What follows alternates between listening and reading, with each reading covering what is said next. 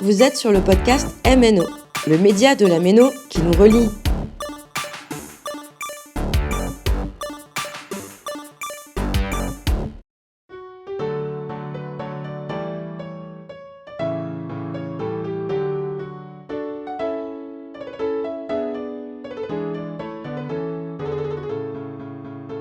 L'histoire du baron Schulmeister. Marianne Vollet nous la raconte dans cette série de podcasts. 1785. Les idées des Lumières comme de l'Aufklärung sont discutées dans les cercles bourgeois comme dans les cafés populaires de part et d'autre du Rhin. Il y avait un hiver rigoureux et la disette. Karl Ludwig a 15 ans, il cherche sa voie et s'ennuie dans son village badois. Il braconne et fait de la contrebande de farine, de tabac pour se faire de l'argent. Pour le discipliner, ses parents demandent une faveur, entrer comme cadet dans une école militaire pour jeunes nobles, aussi bien issus de l'Empire austro-hongrois que de la royauté française. En route vers une formation souhaitée, mais mal vécue. Karl aide sa grand-mère à écrire la lettre de demande d'entrée chez les hussards de Conflans. D'abord en l'adressant à une connaissance huguenote de Strasbourg, Madame Sibylle de Dietrich, chez qui son gendre va parfois faire des comptes lorsqu'elle fait des achats auprès du duc de Bade. On sous-estime les réseaux informels, si utiles pour améliorer sa condition. Amel, tu te rends compte ? Le père va m'envoyer en internat, en France, chez les cadets des hussards de Conflans. Les hussards ? C'est les soldats à cheval. Ok. Mais c'est quoi ça, les cadets et de Conflans ? Oh, c'est être apprenti dans une école pour devenir militaire, cavalier. Je vais apprendre à monter à cheval, et monsieur de Conflans, le général des hussards, a sa caserne près de Paris, près du château de Versailles, du roi Louis XVI et de la belle Antoinette. Ma mère préfère l'école des armes françaises. Moi aussi. Les casernes prussiennes, c'est trop moche. Berlin, c'est loin. Pour moi, c'est l'occasion. Je m'ennuie à gratter la plume pour mon père. Mais alors, du coup je ne te verrai plus ? Et la belle Adélaïde non plus ? Tu seras avec des fils de princes, des nobles. C'est vrai, mais je reviendrai. Et tu sais, je vais leur apprendre des trucs à nous, assez bien nés. Pêcher des anguilles, par exemple. Et quand je reviendrai, tu deviendras mon écuyer. Et je t'apprendrai à parler français encore mieux. Et même anglais. Peut-être je verrai le général Lafayette là-bas. Il est revenu des États-Unis d'Amérique. Les choses ne traînent pas ce mois de juin. Les parents ont tout organisé. Ma bonne amie, comme il est écrit dans la Bible, châtie-le par où il pêche, le jeune ingrat. Alors voilà mon plan. En plus de ta mère, le sieur de Dietrich est en lien avec un officier formateur à l'école des hussards de Conflans, près de Versailles. Avec nos économies et la lettre de recommandation du baron de Dietrich, ça va marcher. Par les temps qui courent, les nobles ont besoin de jeunes qui s'engagent. J'espère qu'il arrivera à se plier à la discipline militaire, car c'est pour la calligraphie qu'il est plutôt doué. Amel, ça y est, je pars demain. Garde-moi bien nos bons coins de pêche et donne ce mot à Adélaïde de ma part. Je n'ai pas le cran de la voir. Ainsi, Karl Ludwig quitta son village natal avec la carriole et un sauf-conduit pour la France. Ses parents avaient eu les recommandations nécessaires grâce au réseau des communautés protestantes. 5 jours de route en charrette. Charles Louis, muni des sauf-conduits, attentif à surveiller sa malle, prend le temps de découvrir les paysages de la Lorraine, de la Champagne, de la Beauce et de la Brie. Il écoute les patois des cochers, des patrons de postes de relais. Ces parlers ne sont pas tous français. Arrivé à la caserne, prénommé Charles Louis à la française, il ne passe pas inaperçu avec sa chevelure rousse et son paquetage pauvre. Il est installé dans le dortoir en internat, sans domestique. Il est jeté au milieu des nobliaux lettrés. Heureusement, il a de la ressource. Gratte la plume d'oie d'une main agile, calcule les proportions de la tête sans erreur.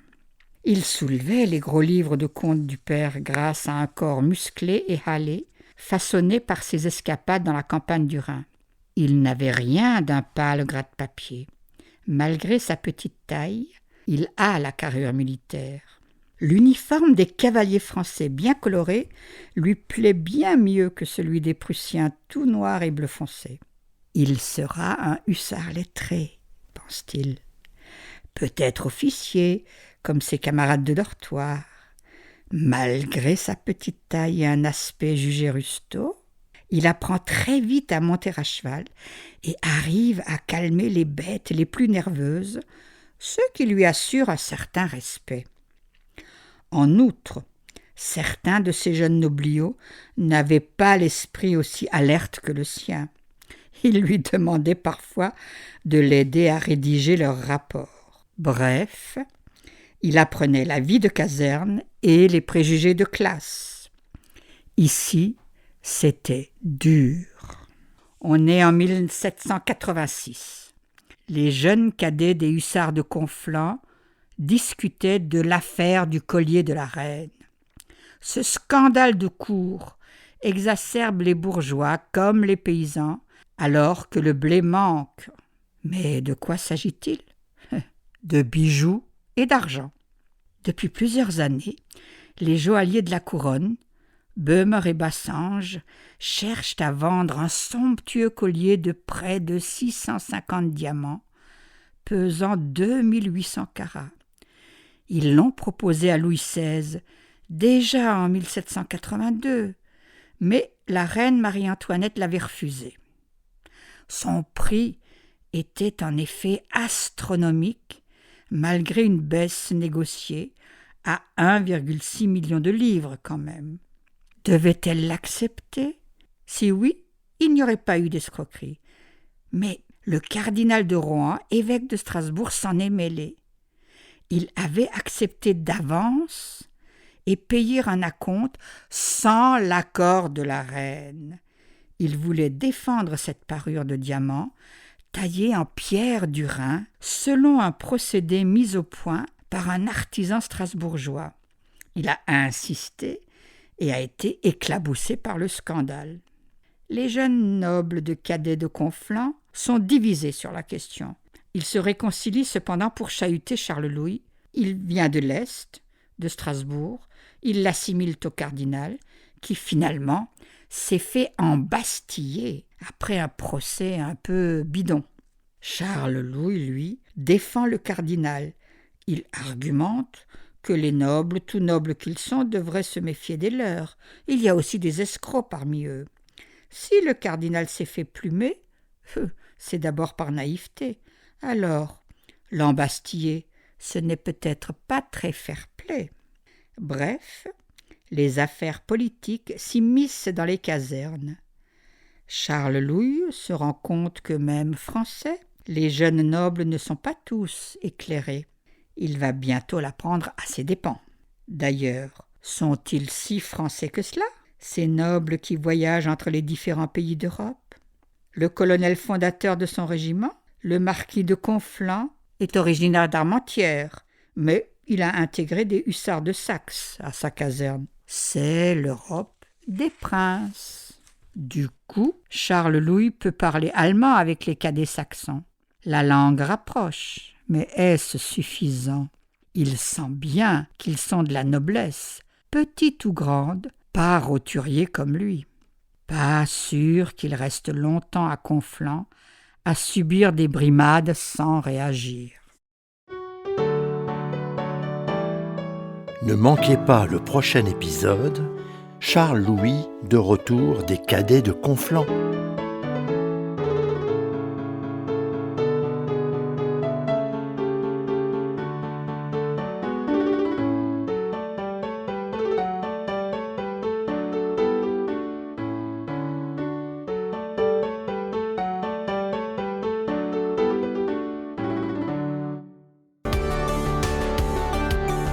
Vous êtes sur le podcast MNO, le média de la Méno qui nous relie.